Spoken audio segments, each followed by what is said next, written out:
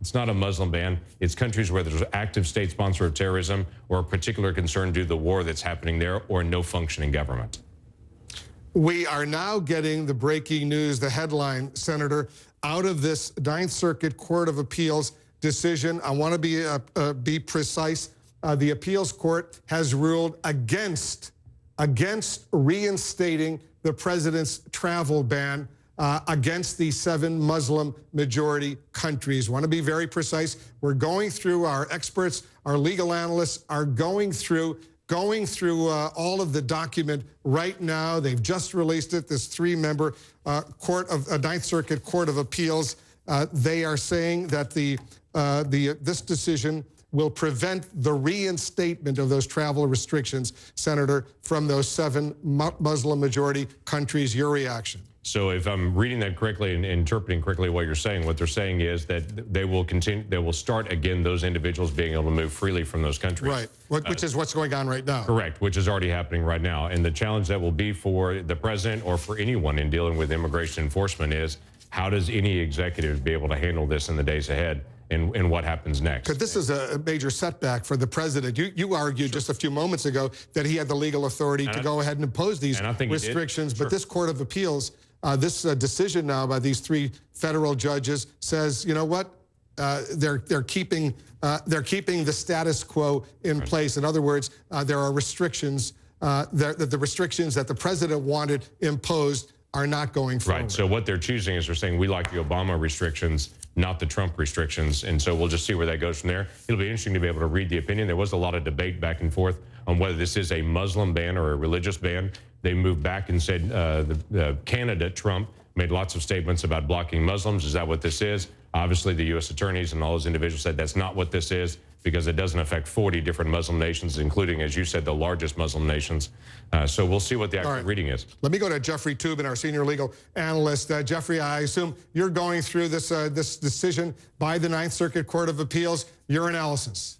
It's a 29-page opinion, and it is a complete and total repudiation of the Trump administration's legal position in this case.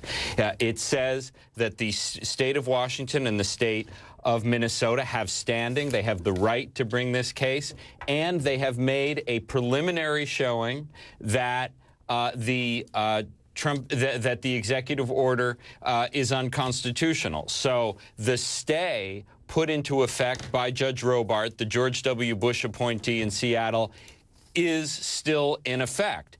The other point to make about today's ruling is that it is unanimous among the 3 judges, the Carter appointee, the Obama appointee, and the George W. Bush appointee. So there is no political division among the 3 judges. This case is not over. The legal proceedings will continue, and there are several possibilities of where we may go from here, including a request for an emergency stay of the stay in the United States Supreme Court. The Trump administration now could go to Justice Anthony Kennedy, who is the justice who supervises the Ninth Circuit, and ask him to stay the stay and reimpose the executive order. Justice Kennedy almost certainly will refer that request to the full court, the 8 current justices, but the Trump administration now has to make a decision. Do they go to the Supreme Court and try to get this decision reversed, or do they go to the district court for more extensive proceedings and try to get the order reversed there? Either way, Trump administration has lost dramatically and completely, and they're going to have to decide what to do now. And Jeffrey, just to be precise, if it were to go to the U.S. Supreme Court, right now there are only 8 justices on the U.S. Supreme Court, 4 appointed by Democratic presidents, 4 appointed by Republican presidents, and we don't know what the outcome of their decision would be, but if it's 4-4, this lower court, Ninth Circuit Court of Appeals decision would remain in effect. Is that right? That's exactly right, Wolf. Tie rulings when the court has an even number of justices affirm the lower court ruling. They don't establish a national precedent the way a Supreme Court opinion with 5 justices establishes a national precedent. But if this ruling, today's ruling upholding the stay, is appealed to the Supreme Court and the court splits 4-4, the stay will maintain in effect. I don't want to overly complicate this story any more than it's already complicated, but remember, there are other challenges to the Trump executive order in many other jurisdictions in the United States. So those cases are now going to start bubbling up through the system. It is clear, I think, that the Supreme Court is going to have to address this sooner rather than later. That doesn't mean this week, but given the magnitude of this ruling, given the number of cases, given the importance of this issue, the Supreme Court is going to get this case at some point in the next few months. Very quickly, Jeffrey, the fact that it was a unanimous decision by these three federal judges, Judge Canby, Judge Friedland, Judge Clifton, how significant is that in considering where to go next? If it would have been, for example, 2-1, would that have made a difference as opposed to a unanimous decision? Well, as a technical legal matter, there's no difference between a 2-1 decision and a 3-0 decision. However, as a political matter, as a matter of sort of the public perception of the two rulings, there's a big difference between 2-1 and 3-0, especially when the judges come from different political backgrounds. This decision will have a lot more public credibility because it is unanimous, and I think it complicates the Trump administration's attempt, if they choose to make it, to disparage this decision as simply a political act. The fact that it comes from a diverse political panel will insulate this decision from a kind of criticism that it would have gotten if it had been 2 Democrats versus 1 Republican. A major setback for President Trump and his administration, a complete setback. I should point out the order, the travel ban that he wanted to go into effect will not, at least for now, will not go into effect. And Senator Lankford, I know you've been looking at this as well. I want to get your reaction. This is a pretty complete loss for the White House. So Jeffrey Toobin, I agree with him completely. When it's a 3-0 decision on it, that does make a difference in political, doesn't make a difference in the actual standing of the ruling, but it does make a difference in that. The other option that he did not mention there is for the Trump administration to be able to pull the executive order back, take a look at exactly what the court identified as unconstitutional and inconsistent, strike that area, resubmit a new executive order, and to say, now we have corrected this executive order, this is how we're going to carry it out. You think he should do that? I think it's a possibility. Obviously, he has several options on the table, not only arguing with the Supreme Court, dealing with the stays he mentioned, but also trying to correct an executive order and get it back out. Because if he goes to the Supreme Court, he might lose there as well if there's only 8 justices. Correct, yeah. 4-4 court is obviously unpredictable, and the court has been very hesitant to be able to push out a lot of issues that are 4-4. Senator Lankford, thanks very much for joining us. Appreciate it very much. Pamela Brown, our justice correspondent, is with us as well. I know you've gone through this decision, the document right now. What else is jumping out at you? Right, 29 pages worth. And just on the heels of what you said, what's interesting here is you'll remember the compromise that the government presented to the justices, perhaps had this temporary restraining order, applied to people who have already been here to the United States, who have a reason to be here, who have valid visas, and have the ban still be in effect for people who have never stepped foot in the United States.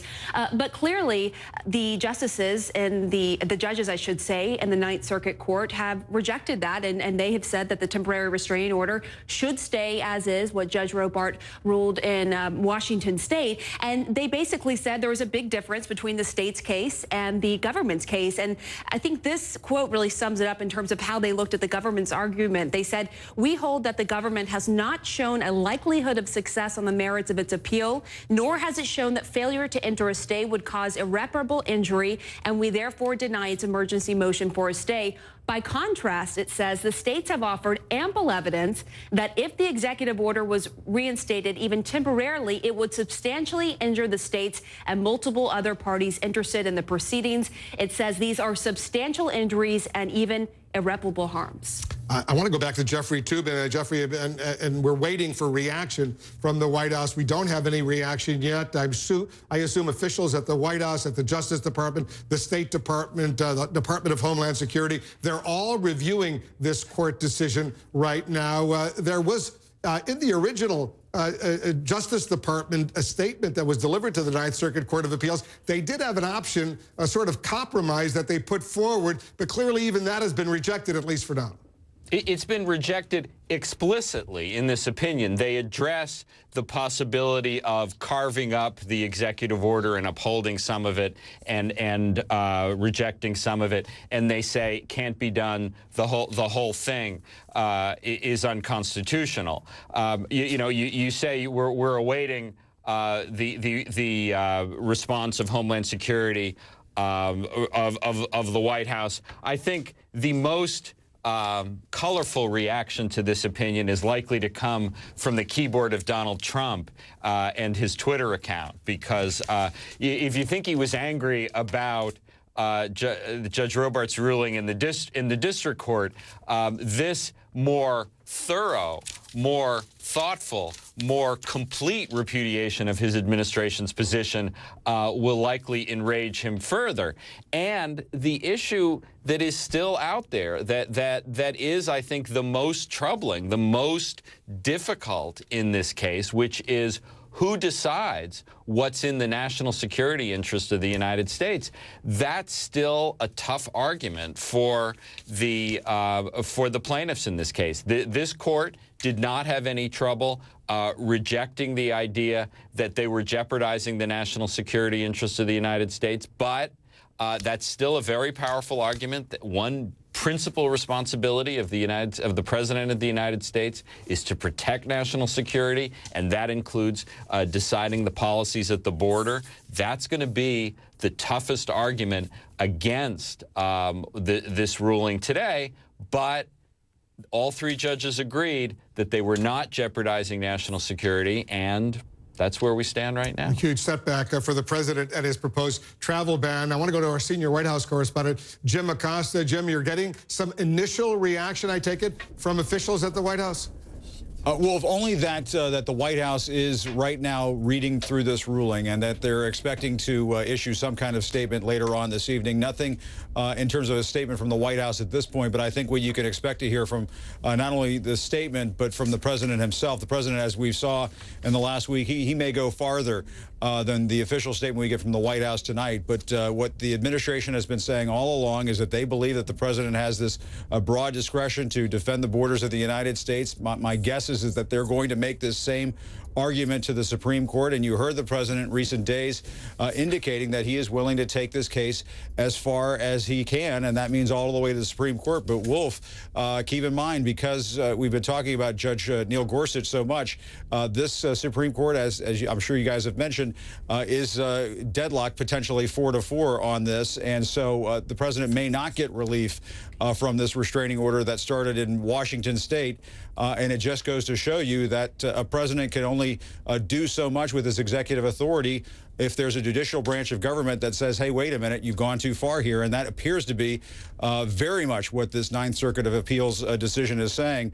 Some fairly breathtaking, potent language pushing back on the president and his belief that he can institute a travel ban on those 7 countries, Wolf. Yeah, the Ninth Circuit Court of Appeals, the 3 judges, they were unanimous in ruling against the president's travel ban. We don't know what the final outcome would be in the U.S. Supreme Court, although you correctly point out, we've pointed out, 4 Democratic appointed justices on the Supreme Court right now, 4 Republican appointed justices, but that doesn't necessarily mean that they would be deadlocked. Right. Pamela Brown, our justice correspondent, you've been reading more from this document. What else you got? It really is potent language, just like what Jim Acosta said, and we're learning a little bit more behind the thinking of these 3 judges in the Ninth Circuit and why they are not issuing the stay. And it talks about all of the attention this case has garnered. It says aspects of the public interest favor both sides, as evidenced by the massive attention this case has garnered at even the most preliminary stages. Goes on to say, on one hand, the public has a powerful interest in national security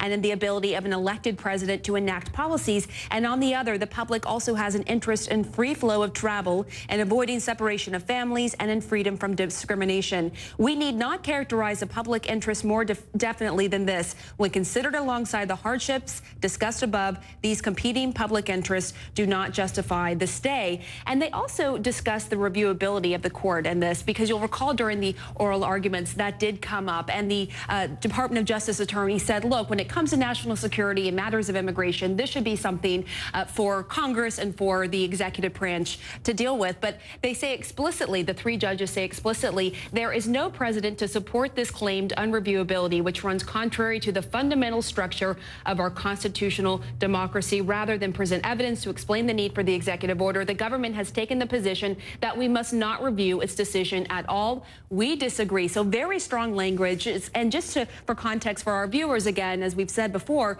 two of these judges were democratically appointed. One of them was a Republican appointee, but clearly all three of them are in agreement that the temporary restraining order should stay in place. And of course, the next step could be an appeal from the federal government. That is what we expect. And what's interesting there, if it goes up to the Supreme Court, and if there's a 4-4 split, since of course Justice Scalia's seat has not been filled, that means whatever this Ninth Circuit Court ruled would stay as of now. But this is not, and I think this is important to emphasize to our viewers, this is not about the merits of this case. That will come down the pipeline. I want to bring in my colleague Laura Jarrett, who can sort of allay that a little bit more, what the difference here between this temporary restraining order and the long-term merits of the executive order. That's exactly right, Pam. This is really a temporary restraining order that just presses pause. It doesn't say that the order is unconstitutional, but it does say, hey, states, you have a pretty good likelihood of success on the merits. So we're going to keep Judge Robart, the Seattle judge's order in place to protect you during this sort of unknown, chaotic period. But it doesn't say that for sure it's unconstitutional. It just says right now the stay or the temporary restraining order will stay in place. The Washington State Attorney General just tweeted, denied. There you see it right there, unanimous per curiam, which means unanimous right now. The fact that it was unanimous, all three judges, that does say a lot right now. And as we've been pointing out, two of them Democratic appointments, one Republican appointment, but this is a unanimous decision. Well, that's right, and it's going to be interesting to see what the federal government does right now. Does it appeal to a larger panel of the Ninth Circuit? It can go en banc and get a larger number and try to see if it can do a little bit better than with these three judges, or does it immediately file an appeal with the Supreme Court and take their risk there? We don't know yet. We're waiting for the White House to give us some reaction. Everybody stand by. Jeffrey Toobin, you know, people are watching us not only here in the United States, but around the world, and especially from those 7 Muslim majority countries. There are a lot of people, thousands of people, who have valid visas to come to the United States. Some of them have green cards. Some of them have family members living here in the United States. They want to be able to go back and forth. A lot of them are students, thousands of students, for example, from Iran right now, one of those 7 countries. They want to be able to freely study here in the United States, go back to Tehran or other cities in Iran right now. Basically, what this 3-member panel has done has sent a message to all these people around the world. Don't worry. What President Trump announced only days ago, that's not going into effect. You'll be fine. That's right. And it's also important to point out about this decision is that it doesn't say there are no rules. It doesn't say our borders are free and open to everyone. All it says was that the law that was in effect before President Trump issued this executive order, which has considerable vetting, considerable restrictions on travel, that's the law now. It's not that there is suddenly a free-for-all situation. You know, you mentioned students. It's very important to this ruling. Let me interrupt you because we just got a tweet from the President of the United States. This is what he said. He said, "See you in court. The security of our nation is at stake." There you see it right there, Jeffrey Toobin. See you in court. The security of our nation is at stake. That suggests he's going to continue the legal struggle. There's no question that they are going to continue the legal struggle. As Laura was pointing out, I mean, there are different ways it can be done. And it is no coincidence that the plaintiffs have pushed this case the hardest in the Ninth Circuit, because the Ninth Circuit for many years has been the most liberal of all the 12 circuit courts of appeals in the United States. It covers the West Coast, Alaska, Hawaii, and it has many more Democratic appointees than Republican appointees. The issue with an unbank is also one. There is a possibility other than going directly to the United States Supreme Court.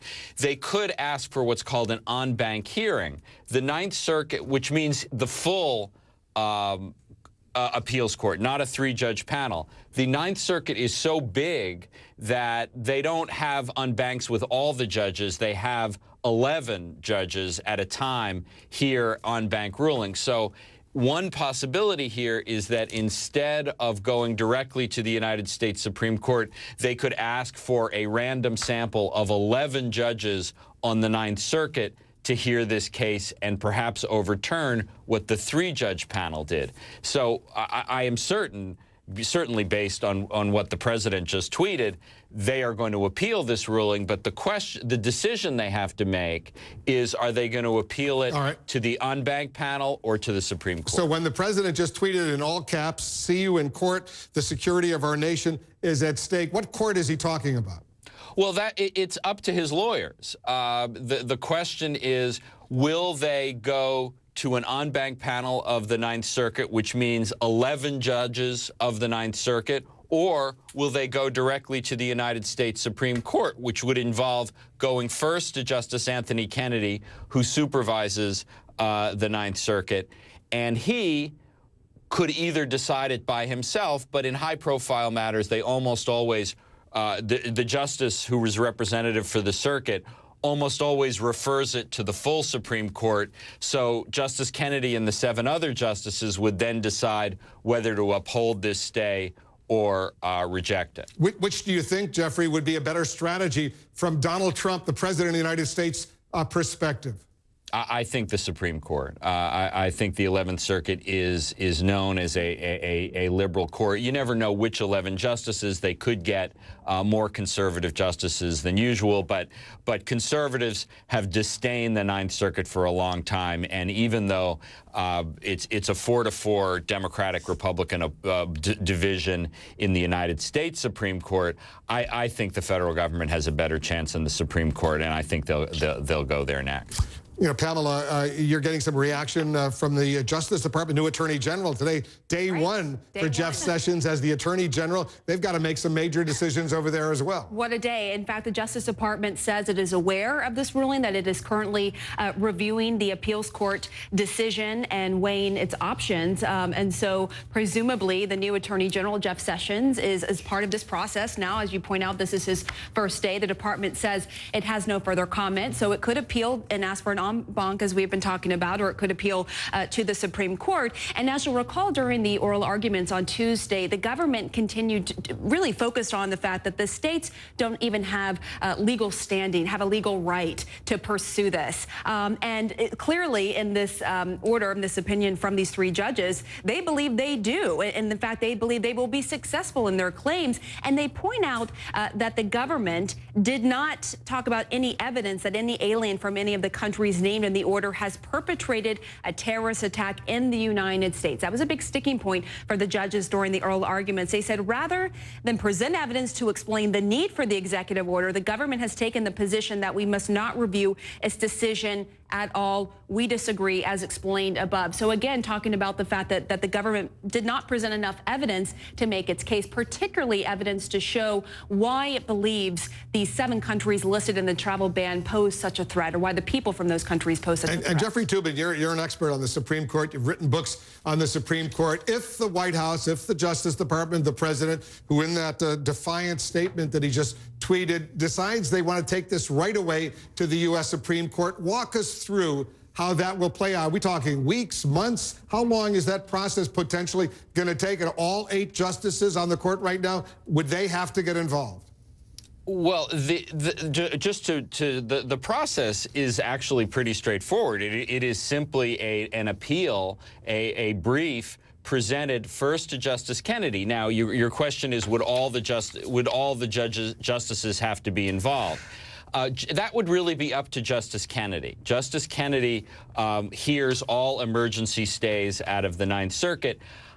Knowing what I do about the court, I don't see any way Justice Kennedy would simply decide this case on his own. I think he would refer it to all of his colleagues, which would mean all 8 justices would have to decide whether to uphold this stay or reject it. I think the Trump administration is really facing an uphill battle in the Supreme Court, because not just because of the fact that there are 4 Democrats on the Supreme Court, is that the Supreme Court almost always likes to hear a case that is over, that has had all the evidence presented, that is not preliminary. This case, if the stay is upheld, simply goes back to the district court, where there is a fuller trial of whether this executive order is lawful. Remember, this is just a preliminary stay. So I think the Supreme Court, even justices who might be more sympathetic to the Trump administration, they might say, look, we need to see the full record in this case. There is no full record. There hasn't been any witnesses taken. No witnesses have testified. No documents have been submitted. No depositions have been taken. Let's have this go to the district court, and then after it's appealed, after a final judgment, then the Supreme Court will take it. So it's not just that this ruling is unanimous. It's not just that it's a bipartisan panel of judges. It's that it's a preliminary order. And the United States Supreme Court does not like to get involved in cases at a preliminary stage. They like to have final judgments, and this isn't a final judgment. David Chalian is with us as well. A major setback right now for the President of the United States and his proposed travel ban not happening right now, based on the unanimous decision of the Ninth Circuit Court of Appeals. These 3 judges, very defiant response. See you in court. The security of our nation is at stake. And remember, just the other day, he said even a bad high school student would have to rule in his favor on this travel ban. Well, these 3 judges are more than bad high school students. Look at that tweet in all caps. Donald Trump is quite adamant about his feelings about this ruling. You are right that this is a setback.